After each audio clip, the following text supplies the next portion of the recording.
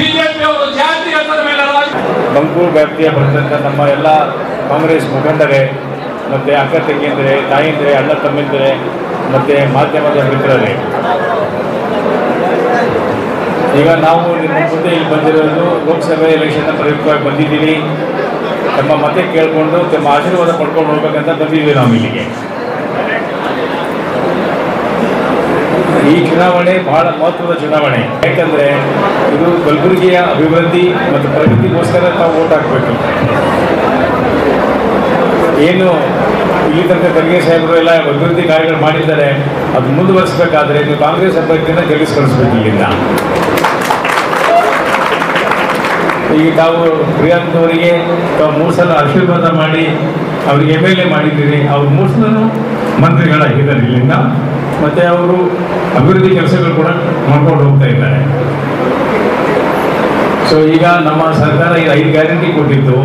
5 guarantee ಫಲ ಎಲ್ಲ ನಮ್ಮ ತಾಯಂದರಿಗೆ ತಲುಪಿದೆ. ಈಗ ಎಲ್ಲರೂ ಅನುಭವಿಸ್ತಾ ಇದ್ದಾರೆ. ಎಲ್ಲರಿಗೂ ಇದಾಗಿದೆ. ಗ್ಯಾರಂಟಿ ಬಗ್ಗೆ ಅವ್ರು ಮಾತಾಡ್ತಾರೆ. ನಾವೆಲ್ಲರೂ ನಮಗೆ ಮತ ಹಾಕಿ ನಮ್ಮನ್ನು ಡೆಲ್ಲಿಗೆ ತಾವು MP ಮಾಡಿ ಕಳಿಸ್ತಾರೆ. ನಿಮ್ಮ ಸೇವೆ ಮಾಡೋಕ್ಕೆ ಅವಕಾಶ ಕೊಟ್ಟರೆ ನಾವು MP ಆಗಿ ಅಲ್ಲಿ ಕೆಲಸ ಮಾಡ್ತೀವಿ ಅಂತೇಳಿ ಭರವಸೆ ಕೊಡ್ತೀವಿ.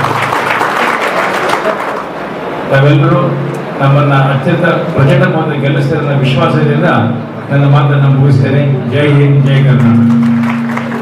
ಬಿಜೆಪಿ ಅವ್ರು ಬಂದು ಏನ್ ಮಾಡ್ತಾರೆ, ಭಾವನಾತ್ಮಕ ವಿಚಾರಗಳನ್ನು ಮಾತಾಡ್ತಾರೆ. ತಾವು ಕೇಳ್ಬೋದು, ನೀವೇನ್ ಮಾಡಿದ್ದೀರಿ ಅಪ್ಪ, ನಾವು ಖಾಲಿ ಕೈನಲ್ಲಿ ಬಂದಿಲ್ಲ ಇವತ್ತು.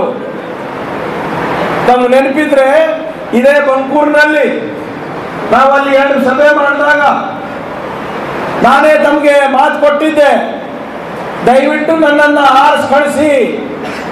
ಕಳಿಸಿದ್ರೆ 5 ಗ್ಯಾರಂಟಿಗಳನ್ನ ನಾನು ನಿಮ್ಮ ಮನೆ ಮಗನಾಗಿ ನಿಮ್ಮ ಮನೆ ಬಾಗಿಲು ಮುಟ್ಟಿಸ್ತೀನಿ ಅಂತ ಹೇಳಿದ್ದೆ.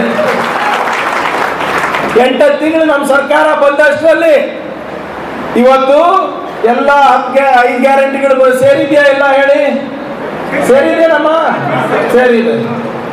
ಎಲ್ಲರಿಗೂ ಗೃಹಲಕ್ಷ್ಮಿ ಯೋಜನೆ ಬರ್ತಾ ಇದೆಯಾ? ಗೃಹ ಜ್ಯೋತಿ ಯೋಜನೆ ಬರ್ತಾ ಇದೆಯಾ? ಅನ್ನ ಭಾಗ್ಯ ಯೋಜನೆ ಬರ್ತಾ ಇದೆಯಾ?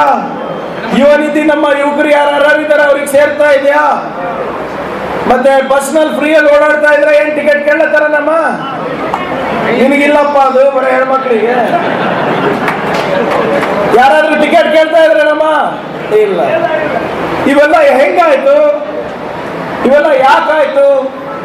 ಇದು ಆಗಿರೋದು ನಿಮ್ಮ ಮತದ ಆಶೀರ್ವಾದದಿಂದ. ಸರ್ಕಾರ, ನಿಮ್ಮ ಸರ್ಕಾರ, ನಿಮ್ಮ ಕಾಂಗ್ರೆಸ್ ಪಕ್ಷ ಇವತ್ತು 52,000 ಕೋಟಿ ರೂಪಾಯಿ ಖರ್ಚು ಮಾಡಿ ಇವತ್ತು ಈ ಯೋಜನೆಗಳನ್ನ ನಿಮ್ಗೆ ತರ್ತಾ ಇದ್ದೀವಿ.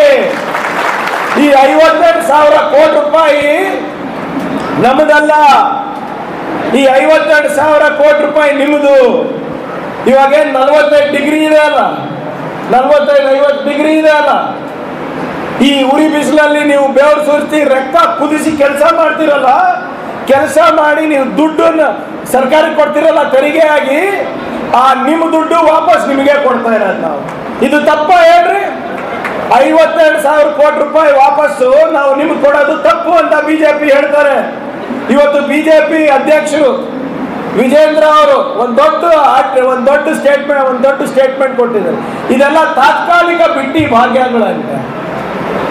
ನೀವ್ಯಾಕೆ ಕೊಡ್ತಾ ಇಲ್ಲ? ಮತ್ತೆ ನೀವು ಮಾಡ್ಬೇಕಾಗಿತ್ತಲ್ಲ, ಗರೀಬ್ ಕಲ್ಯಾಣ ಯೋಜನಾ ಅಂತ ನೀವು ಪ್ರಾರಂಭ ಮಾಡಿದ್ರಲ್ಲ ಮೋದಿಯವರು. ಇದು ನಿಜವಾದ ಗರೀಬ್ ಕಲ್ಯಾಣ. ಇದರಿಂದ ಮಕ್ಕಳಿಗೆ ಶಿಕ್ಷಣ ಸಿಗ್ತಾ ಇದೆ, ಮಕ್ಕಳು ಸ್ಕೂಲಿಗೆ ಹೋಗ್ತಾ ಇದ್ದಾರೆ, ನಮ್ಮ ವೃದ್ಧರಿಗೆ ಒಂದು ಆಶ್ರಯ ಆಗಿದೆ. ನೀವೇನ್ ಮಾಡ್ತಾ ಇದ್ರ ಆದ್ರೆ ಹೇಳೋದ? ಇವತ್ತು ಇವೆಲ್ಲರೂ ಕೂಡ ಅವರ ಮನಸ್ಥಿತಿ ಹೆಂಗಿದೆ ಅಂದ್ರೆ, ಒಟ್ಟು ನಮ್ಮ ಜನರಿಗೆ ಸಾಮಾಜಿಕ ಹಾಗೂ ಆರ್ಥಿಕ ಸಹಾಯ ಸಿಗಬಾರ್ದು, ನೆರವು ಆಗಬಾರ್ದು. ಅವ್ರ ಪ್ರಕಾರ ಆಗಲೇ ನಮ್ಮ ರಾಷ್ಟ್ರ ಬಹಳ ಮುಂದುವರೆದ್ಬಿಟ್ಟಿದೆ. ನಮ್ಮ ರಾಷ್ಟ್ರದಲ್ಲಿ ಸುವರ್ಣ ಯುಗ ಪ್ರಾರಂಭ ಆಗಿದೆ. ನಿಮ್ಗೆ ನೆನಪಿದ್ರೆ ಇದೇ ಬಿಜೆಪಿ ಸರ್ಕಾರ 10 ವರ್ಷದ ಹಿಂದೆ ಬಂದು ಏನ್ ಹೇಳಿದ್ರು, ನಿಮ್ಮ ಹತ್ರ ವೋಟ್ ತಗೋಬೇಕಾದ್ರೆ ನಮ್ಗೆ ವೋಟ್ ಮಾಡಿ ಒಳ್ಳೆ ದಿನಗಳನ್ನ ನಾವು ನಿಮ್ಗೆ ಕಾಣಿಸ್ತೀವಿ ಅಂತ, ತೋರಿಸ್ತೀವಿ ಅಂತ. अच्छे दिन आएंगे, बोले क्या दिन नहीं? क्या बोले नहीं? राजा आए क्या अच्छे दिन तुमको? तुम तो काउंसलर बने, तुम्हारा तो अच्छा दिन आ गया, बाकी का ಇಲ್ಲ. ಯಾರಿಗಾನ ಒಳ್ಳೆ ದಿನ ಬಂದಿದೆ ನಮ್ಮ 10 ವರ್ಷದಲ್ಲಿ? ಬಂದಿದ್ಯಾ? ಇಲ್ಲ. ಬಿಜೆಪಿ ಅವ್ರು ಇನ್ನೂ ಹಗಲ್ ಕನಸಿನಲ್ಲೇ ಇದ್ದಾರೆ. ಉಮೇಶ್ ಜಾಧವ್ ಅವ್ರಿಗೆ ಕೇಳಿದ್ರೆ ಇನ್ನೂ ಅಚ್ಚೇ ದಿನ ಆಗಯ ಅಂತಾರೆ. ಅವ್ರು ಯಾವ ಲೋಕದಲ್ಲಿ ಇದ್ದಾರೋ ಏನೋ. ಉಮೇಶ್ ಜಾಧವ್ ಅವರ ಲೋಕದಲ್ಲಿ ಬೆಲೆ ಏರಿಕೆ ಇಲ್ಲ. ಉಮೇಶ್ ಜಾಧವ್ ಅವರ ಲೋಕದಲ್ಲಿ ಆರ್ಥಿಕ ಅಸಮಾನತೆ ಇಲ್ಲ. ಉಮೇಶ್ ಜಾಧವ್ ಅವರ ಲೋಕದಲ್ಲಿ ನಿರುದ್ಯೋಗ ಸಮಸ್ಯೆ ಇಲ್ಲ, ಕಾರ್ಮಿಕರಿಗೆ ಕಷ್ಟ ಇಲ್ಲ, ರೈತರು ಆತ್ಮಹತ್ಯೆ ಮಾಡ್ಕೋತಾ ಇಲ್ಲ, ಶಿಕ್ಷಣಕ್ಕೆ ಕೊರತೆ ಇಲ್ಲ, ವಿದ್ಯಾರ್ಥಿಗಳು ಶಾಲೆ ಬಿಡ್ತಾ ಇಲ್ಲ, ಮೂಲಭೂತ ಸೌಕರ್ಯ ಎಲ್ಲಾನು ಬಿಜೆಪಿ ಸರ್ಕಾರ, ಮೋದಿ ಸರ್ಕಾರ ಬಂದಿದೆ. ಗಂಗಾ ಜಲಾನೇ ಇವತ್ತು ತಂದು ನಿಮ್ಮ ಮನೆಗೆ ಇಟ್ಬಿಟ್ಟಿದ್ದಾರೆ ಉಮೇಶ್ ಜಾಧವ್ ಪ್ರಕಾರ. ಅವ್ರು ಯಾವ ಕಾಲದಲ್ಲಿದ್ದಾರೋ, ಯಾವ ನಿದ್ರಾವಸ್ಥೆನಲ್ಲಿದ್ದಾರೋ ಗೊತ್ತಿಲ್ಲ. ಕುಂಭಕರ್ಣ, ಎದ್ದೇಳಪ್ಪ ನೀನು, ಎದ್ದೇಳಿ ನೋಡಿ ಏನ್ ಮಾಡಿದ್ದಾರೆ ಮೋದಿ ಸರ್ಕಾರ ಕಳೆದ 10 ವರ್ಷದಲ್ಲಿ. ಇಲ್ಲಿ ಬಂದು ನೋಡಿ. ಇಲ್ಲಿ ಸೋನಿಯಾ ಗಾಂಧಿ, ಇಂದಿರಾ ಗಾಂಧಿ ಕೂತ ಸ್ಥಾನದಲ್ಲಿ ಇವತ್ತು ಮಲ್ಲಿಕಾರ್ಜುನ ಖರ್ಗೆ ಅವರು ಕೂತಿದ್ದಾರೆ. ಸೋನಿಯಾ ಗಾಂಧಿ ಕೂತಂತ ಸ್ಥಾನದಲ್ಲಿ ಮಲ್ಲಿಕಾರ್ಜುನ ಖರ್ಗೆ ಅವರು ಕೂತಿದ್ದಾರೆ. ರಾಹುಲ್ ಗಾಂಧಿ ಕೂತಂತ ಸ್ಥಾನದಲ್ಲಿ ಮಲ್ಲಿಕಾರ್ಜುನ ಖರ್ಗೆ ಅವರು ಕೂತಿದ್ದಾರೆ. ಇವತ್ತು ಹೈದರಾಬಾದ್, ಕರ್ನಾಟಕಕ್ಕೆ, ಕಲ್ಯಾಣ ಕರ್ನಾಟಕ ಮತ್ತು ವಿಶೇಷವಾಗಿ ಗುಲ್ಬರ್ಗ ಜಿಲ್ಲೆಗೆ ಇವತ್ತು ಪ್ರಧಾನಮಂತ್ರಿ ಆಗ ಯೋಗ ಇವತ್ತು ಮಲ್ಲಿಕಾರ್ಜುನ ಖರ್ಗೆ ಅವರಿಗೆ ಬಂದಿದೆ. ಇವತ್ತಿನ ದಿವಸ ಮಲ್ಲಿಕಾರ್ಜುನ ಖರ್ಗೆ ಪ್ರಧಾನಮಂತ್ರಿ ಆದ್ರೆ ನಾವು ಅಭಿವೃದ್ಧಿ ಆಗಲಿ, ನಿರುದ್ಯೋಗ ಆಗಲಿ, ಈ ಭಾಗದ ಏರಿಕೆ ಆಗಲಿ, ಸಮಸ್ತ ಕುಲಬಂದು ಉದ್ಧಾರ ಆಗಿ ನಾವು ವಿಚಾರಣೆ ಮಾಡಬೇಕಾಗಿದೆ. ಮಲ್ಲಿಕಾರ್ಜುನ ಖರ್ಗೆ ಒಬ್ಬ ಬಲಿಷ್ಠ ನಾಯಕತ್ವ, ಧೀಮಂತ ನಾಯಕತ್ವ, 2ನೇ ಅಂಬೇಡ್ಕರ್ ಆಗಿ ಎತ್ತರ ಸ್ಥಾನಕ್ಕೆ ಬೆಳೆದಿದ್ದಾರೆ. ಇವತ್ತಿನ ದಿವಸ ಪ್ರಧಾನಮಂತ್ರಿ ಸ್ಥಾನದಲ್ಲಿ ಅವರು ಕೂತಿದ್ದಾರೆ. ಅದಕ್ಕೆ ಇವತ್ತಿನ ದಿವಸ ಹೇಳ್ತಾ ಇದ್ದೀನಿ, ಸಮಸ್ತ ಪೊಲೀಸ್ ನನಗೆ ಹೋದ ಸಲ ಜಾಧವ್ನವರು ಪೊಲೀಸ್ ಸಮಸ್ಯೆ ಹೆಚ್ಚಿ ಮಾಡ್ತೀನಿ ಅಂತ ಹೇಳಿ ನನಗೆ ಸುಳ್ಳು ಹೇಳಿ ಬಿಜೆಪಿ ತಗೊಂಡು ಮುಂದೆ ಅವರು ಗೆದ್ದು ಬಂದ ನಂತರ ಪೊಲೀಸ್ ಸಮಸ್ಯೆ ವಿಷಯದ ಒಂದು ದಿವಸ ಮಾತಾಡಿಲ್ಲ.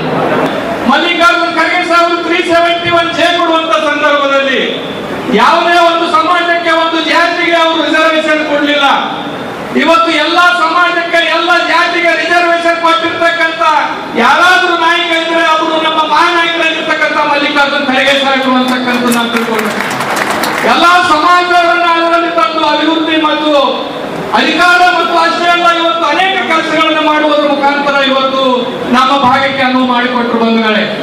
ಹಾಗಾಗಿ ಈ ಚುನಾವಣೆಯಲ್ಲಿ ನಾವು ಕಾಂಗ್ರೆಸ್ ಪಕ್ಷ ಲೋಕಸಭೆಯಲ್ಲಿ ಮದ್ದೂರು ಜಿಲ್ಲಾ ಪಂಚಾಯತಿ ವ್ಯಾಪ್ತಿಯಲ್ಲಿ ಬರ್ತಕ್ಕಂಥ ಸುಮಾರು ಎಲ್ಲ ಹಳ್ಳಿಗಳಲ್ಲಿ ಕೂಡ ನಾವು ಕಾಂಗ್ರೆಸ್ ಪಕ್ಷವನ್ನ ಮಜಬೂತಾಗಿ ಮಾಡಬೇಕಾಗಿದೆ ಬಂಧುಗಳೇ.